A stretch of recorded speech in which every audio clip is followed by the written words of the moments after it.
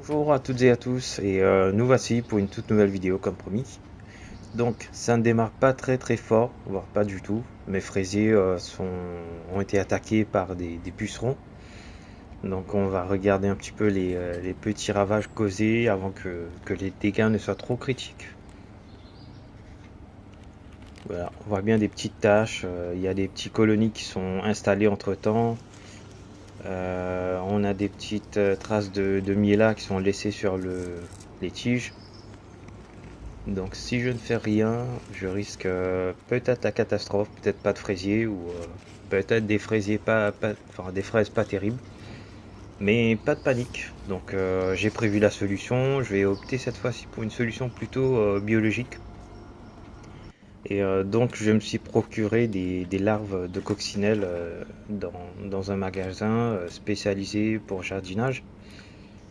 Voilà, ça arrive comme ça avec les pop-corn. Je sais pas pourquoi, c'est peut-être leur aliment. Là, voilà, il y a un pinceau qui est fourni euh, avec lequel normalement on prend délicatement. Alors je dis bien délicatement, mais là je me prends carrément comme un pied, sans mauvais jeu de mots. Euh, donc il faut le prendre avec le pinceau. Ensuite on va venir le déposer sur la feuille, sur les plantes essentiellement, plutôt à proximité des pucerons. Et après on laisse faire le travail.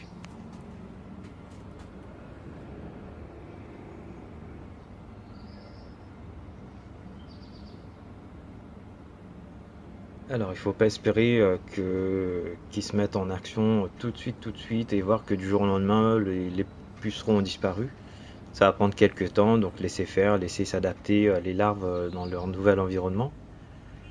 Et pensez aussi à surveiller l'évolution des larves ou des colonies de pucerons. Donc, si jamais il faut les aider, n'hésitez pas.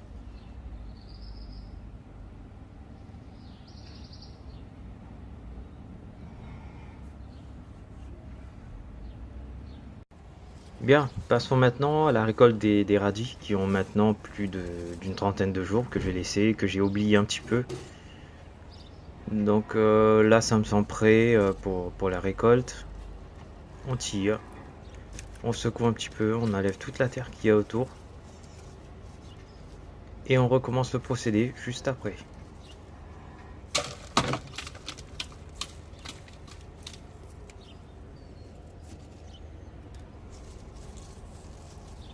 Savoir aussi que dans le radis, on peut aussi consommer les feuilles. On peut les ajouter dans une salade.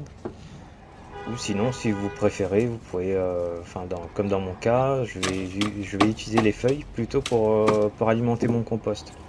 Donc ça sera un peu de matière verte, ça sera pas de refus.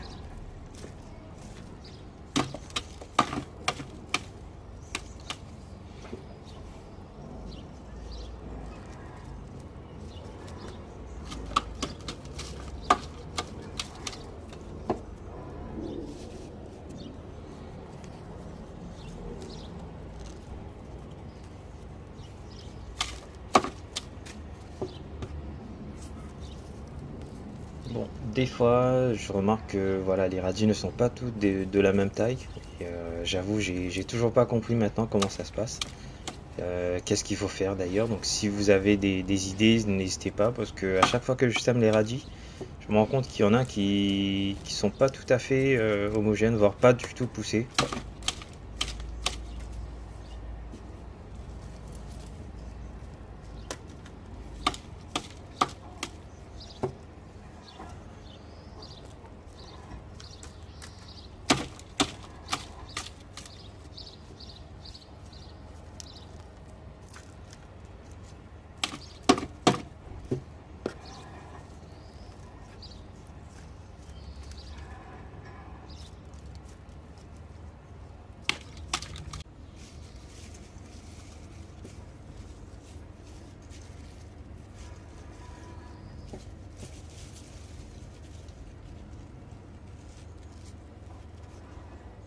On va venir maintenant couper cette partie des feuilles pour le compost.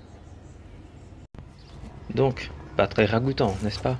Donc je vous présente là des larves de cétoine, notamment de cétoine dorée. Très, très utile au jardin, surtout pour le compost. Et une fois métamorphosés, ils vont aider à la pollinisation des fleurs pour les arbres fruitiers. Donc, si jamais vous croisez, voilà, ça c'est une cétone dorée. Donc, si jamais vous en croisez au jardin, ne surtout pas les éliminer. Donc, gardez-les plutôt dans un pot spécialement conçu pour le compost ou même dans le pile de compost tout simplement. Donc là, j'ai eu la chance quand même de voir une cétoine en action. Apparemment, il a reconnu sa maison initiale, je pense. Donc là, il va s'enfuir dans la terre, très profondément. Et c'est là où elle va pondre ses œufs.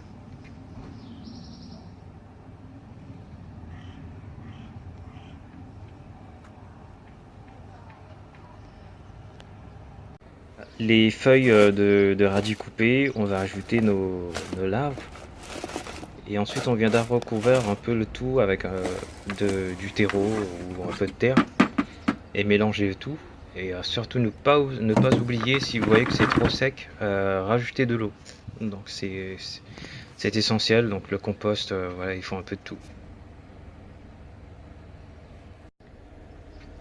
Alors, passons maintenant au rempotage du pot de menthe que j'ai acheté.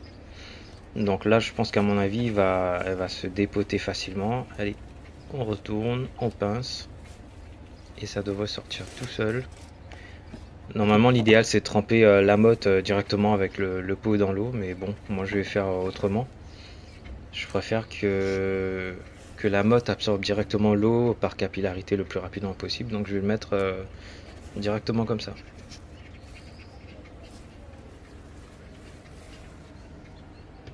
Alors, on va passer au rempotage maintenant. Donc, ce que je vais faire, je vais prélever un volume de terre égal au pot d'où j'ai sorti la menthe. Donc, comme ça me permettra de calculer plus ou moins précisément le volume de terre à enlever. Donc, ce sera beaucoup plus simple après pour y rempoter ma menthe.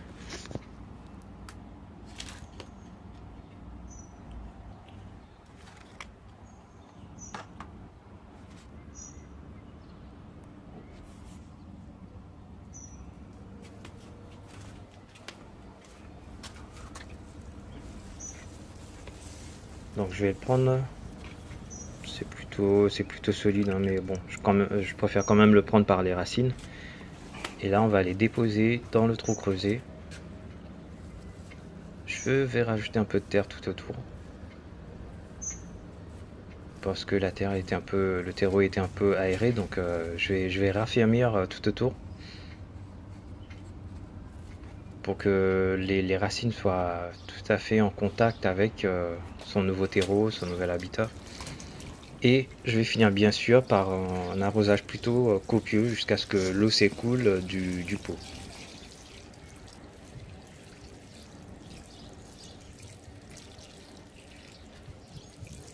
Donc voilà, les rempotages sont faits. J'ai fait un peu de ménage sur le balcon et j'ai rempoté aussi les fleurs que j'ai achetées. C'était des chrysanthèmes. Donc là on a du basilic, du lys. On a aussi le petit potin à côté, les haricots nains, aubergines. Donc voilà le petit massif que j'ai fait avec les chrysanthèmes. Mes salades qui s'en sortent plutôt pas mal. Un petit mélange fleuri. Je ne sais pas encore ce que c'est, mais on finira par le savoir au fil des saisons. Et voilà, bon. Mes fameuses fraisiers qui ont subi une attaque. Donc là, vous voyez que j'ai déposé un peu les pop-corn partout. Donc je me suis pas trop embêté à déplacer une à une les 50 larves de coccinelle qu'il y avait dans la boîte. Donc là, après, nous avons les concombres, les tomates, coriandre. Et là aussi, j'ai rempoté le tournesol. Donc celle-là, elle a l'air de développer beaucoup plus que les autres. Donc voilà, cette vidéo est terminée. Donc n'hésitez pas à vous abonner, laisser un commentaire. Et à très bientôt.